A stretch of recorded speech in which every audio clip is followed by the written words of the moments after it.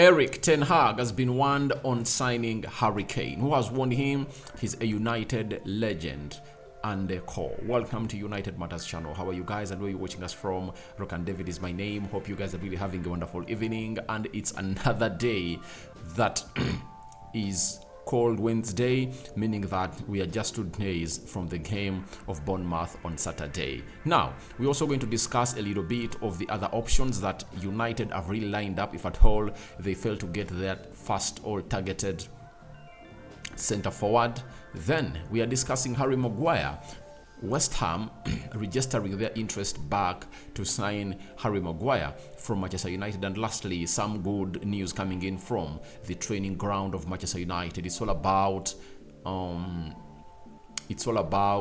Marcus Rashford and Scott McTominay return in full team training of Manchester United. So let's see close to 100 likes smash on this video, and let's set the ball rolling and dive into these stories. It's all known that Erik ten Hag is an admirer of Victor Osimhen. There is Harry Kane, Goncalo Ramos, and very many others. And Rob Dawson has this evening went ahead to really drop this story, and he said Manchester United have an interest in both Harry Kane and Victor Osimhen, but they would command fees in excess of £100 million, and so other options are being considered, including Kolo Muani, Dusan Vlahovic, Tammy Abraham, and Brian Brobby. That's it. Now,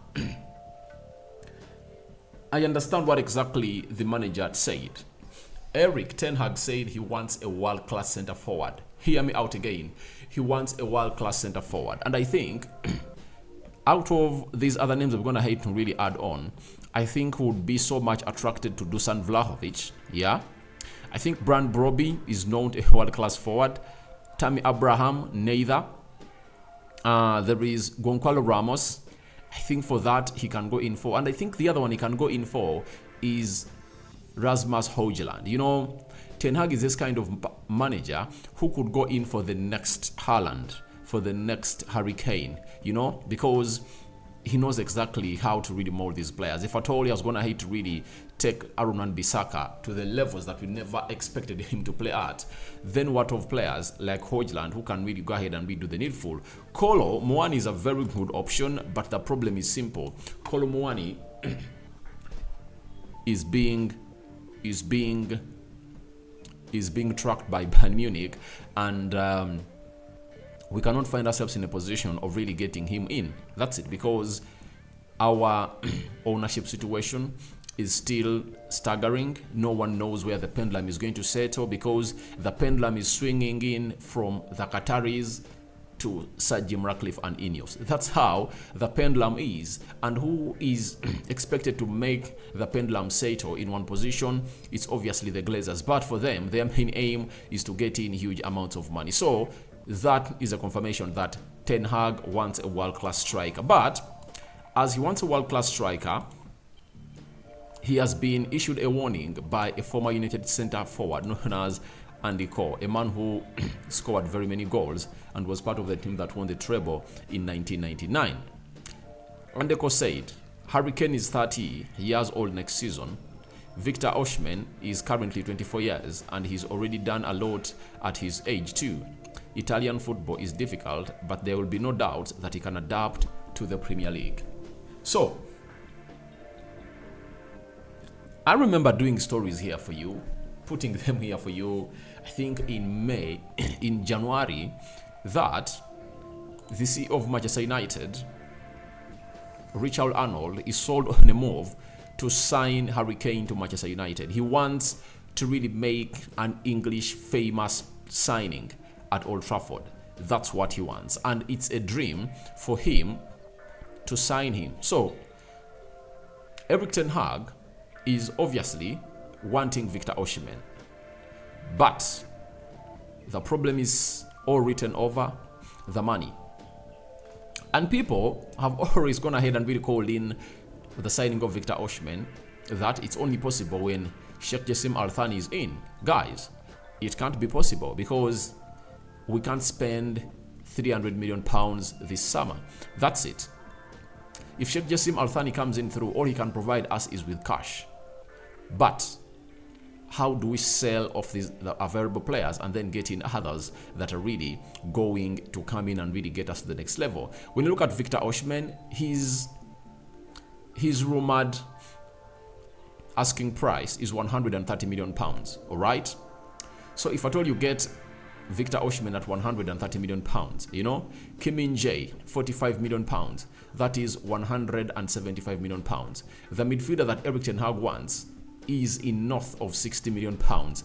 That is close to 250 million pounds. That means if you are to go in for Victor Osimhen, then you must be having a budget of 300 million pounds.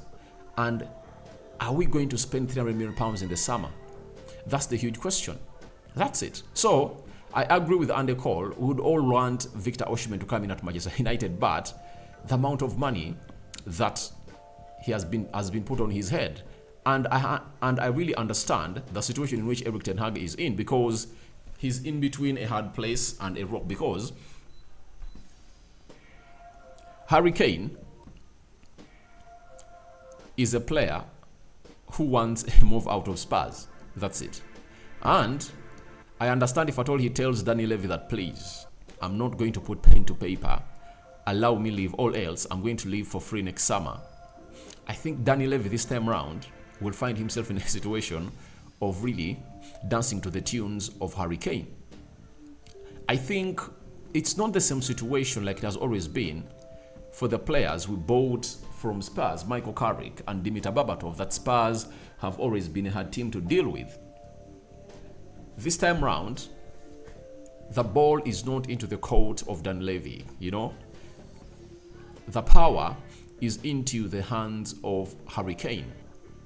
So, if he tells them he's not going to renew the contract, obviously, if at all they don't want to lose him on a free next summer, then they have to find themselves really selling in. So that might act as a catalyst for this deal of Harry Kane to Manchester United.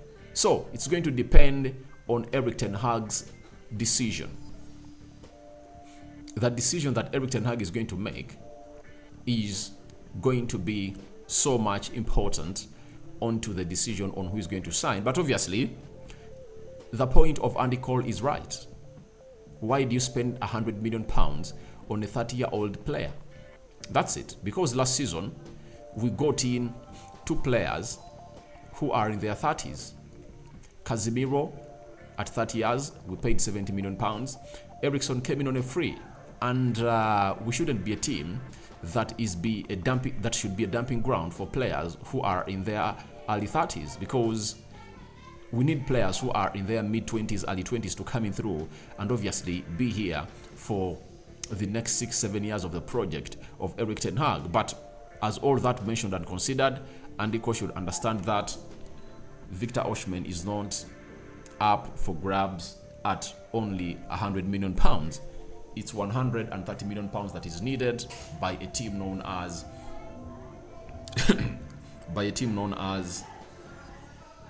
Napoli, and they had team to deal with. That's it. So let's wait and see how that is going to pan out for Manchester United. But Erik ten Hag has been warned on signing Harry Kane. Then Rob Dawson has gone ahead and told us the following about Harry Maguire. West Ham are expected to revive their interest in Harry Maguire after making an inquiry in January, and Newcastle are interested in Scott McTominay, but note at Manchester United valuation of around 40 million pounds. Now, if I'm Manchester United, we have two players that West Ham are really in need of. It has been rumored that Erik ten Hag is an admirer of Declan Rice, not so? So, why not find ourselves in a position of really putting the value of Scott McTominay to 30 and Harry Maguire to 40, that is 70 million pounds, and then we give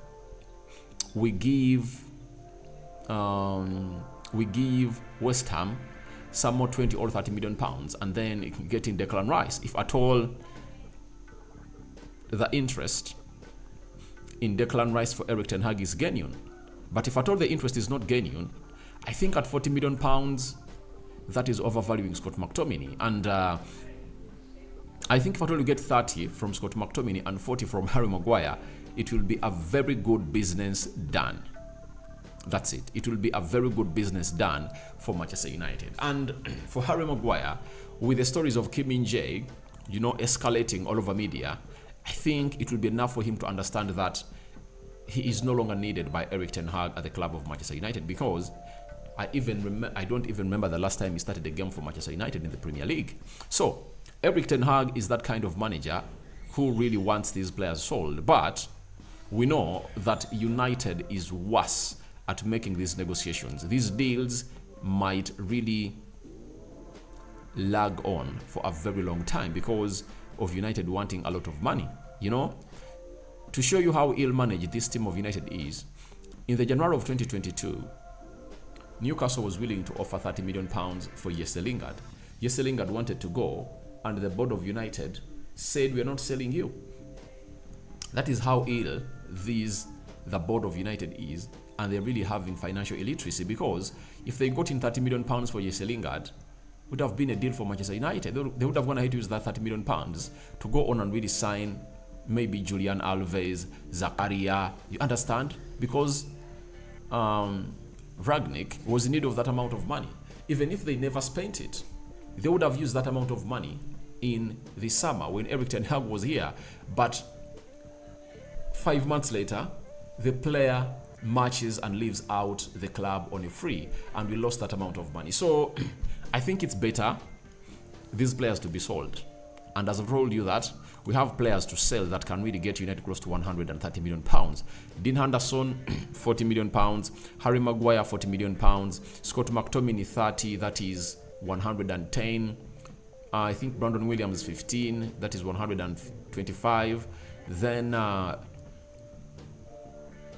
Eric Bay, 5, 130. Teles, 5, 135. You see, we have players to sell that can really get us that amount of money, but the board of United is shit at making such deals happen.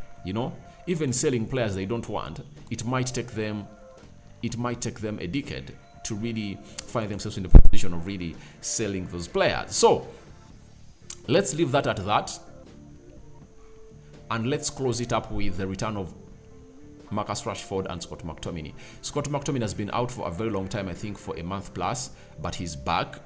Then Marcus Rashford is back also, but we don't know whether he's really fit to play the game of Bournemouth. And I know Ten Hag will start him, something that I don't really buy, if at all I'm Erik Ten Hag, because I believe that injury needs to be managed better. And how do you manage the injury of Marcus Rashford better? With 4 games left to play in the season, I think he should be playing off the bench, like the game of Bournemouth. Even in the game of Chelsea, you play him off the bench.